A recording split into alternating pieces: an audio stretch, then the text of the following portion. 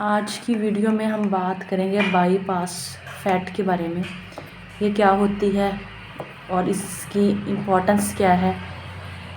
हमारे मुल्क में जो मिल्क है उसकी मेजर कंट्रीब्यूशन जो है वो बफलो करती है, जो कि हाई इन फैट होता है।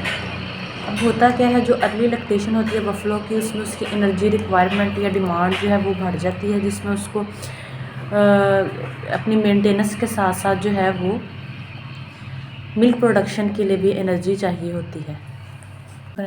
जब ये एनर्जी रिक्वायरमेंट डाइट के थ्रू पूरी नहीं होती तो जानवर जो है वो नेगेटिव एनर्जी बैलेंस में चला जाता है। जानवर की बॉडी में जो फैट रिज़र्व हैं वो मोबिलाइज होना शुरू हो जाते हैं, जिसकी वजह से बहुत सारे प्रॉब्लम्स जो हैं वो स्टार्ट हो जाते हैं। नेगेटिव एनर्जी बैलेंस की वजह से एनिमल की लैक्टेशन अफेक्ट होती है, उसकी मिल्क प्रोडक्शन कम हो जाती है, उसकी मिल्क फैट कम हो जाती है। इसके अलावा पोस्टपार्टम डिलेड ओवेरियन एक्टिविटी हो जाती है। जानवर की नेक्स्ट बच्चा देने की सलाहियत जो है वो मुतासिर होती है। इसके अलावा जो ब्लड है उसके अंदर नेफा नॉन एस्टेरिफाइड फैटी एसिड का लेवल ज़्यादा हो जाता है, जो कि हेपेटिक लिपिडोसिस कॉज करते हैं। नेगेटिव एनर्जी बैलेंस से बचने के लिए हमारे पास ऑप्शन क्या है। ऑप्शन नंबर 1 ये है कि हम उसको हाई एनर्जी सीरियल ग्रेन दें हाई अमाउंट में।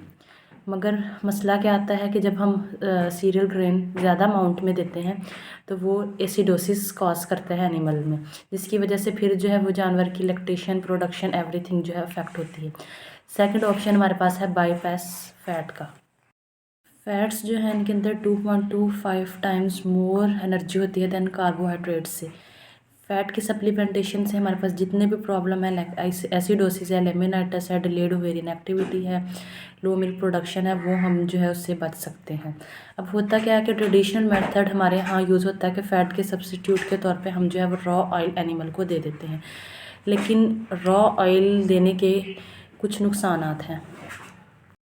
रॉ ऑयल को अगर हम एक लिमिट से ज़्यादा जानवर की डाइट में देते हैं as a source of fat, तो इसके क्या नुकसानात हैं। एक तो ये ह्यूमन माइक्रोबियल फर्मेंटेशन पे इसका डिप्रेसिंग इफेक्ट होता है, इसको डिस्टर्ब करता है, फाइबर की डाइजेशन स्लो हो जाती है। सेकेंडली क्या होता है कि ये हमारे पास जो है वो सैचुरेटेड फैटी एसिड जो है उनका लेवल मिल्क में ज़्यादा हो जाता है as compare to unsaturated fatty acid. और जो सैचुरेटेड फैटी एसिड हैं ये इनका ह्यूमन हेल्थ पे बैड इफेक्ट है, लाइक ये आर्थीरोजेनिक है, यानी कि आर्टरीज को क्लॉग करते हैं। इसके अलावा इनसे कार्डियोवैस्कुलर डिजीज़ जो हैं वो भी होती हैं। अब स्ट्रेटजी क्या है। स्ट्रेटजी ये है कि हम जो है बाईपास फैट यूज़ करें। ये होती क्या है, ये हमारे पास वो फैट है जिसको हमने ट्रीट किया है डिफरेंट मेथड से। मेनली जो है वो कैल्शियम सॉल्ट के साथ ट्रीट करते हैं और इसको हम कैल्शियम सॉल्ट के अंदर जो है वो कैद कर देते हैं। अब ये फ़ैट जो है ह्यूमन में बायोडिग्रेडेबल नहीं होती है, ह्यूमन को बाईपास करके एबोमेज़म में चले जाती है। एबोमेज़म की पीएच में जो है ये वहाँ पे जाके डिज़ोल्व होती है और इससे कैल्शियम और जो है वो फैटी एसिड जो है वो रिलीज़ होते हैं, जो कि मोर डाइजेस्टिबल होते हैं। मोर डाइजेस्टिबल है तो अल्टीमेटली क्या होता है कि उससे मिल्क प्रोडक्शन भी इंक्रीज़ होती है, मिल्क फैट भी इंक्रीज़ होती है, और आपके जितने भी पोस्टपार्टम इशू आ रहे थे, लाइक कीटोसिस आ रहा था, डिलेड ओवेरियन एक्टिविटी आ रही थी, जानवर की बच्चा देने की सलाहियत जो है वो मुतासिर हो रही थी, वो सारी जो है प्रॉब्लम्स नहीं होंगे।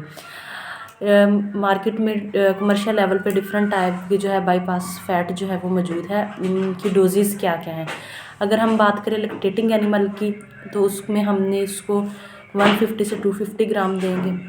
अगर ड्राई एनिमल है उसमें 100 ग्राम तक जो है वो आप इनफ है। इसी तरह फैटनिंग के लिए भी आप इसे दे सकते हैं 200 से 250 ग्राम। शीप गॉट में 30 से 50 ग्राम जो है वो आप इसे दे सकते हैं।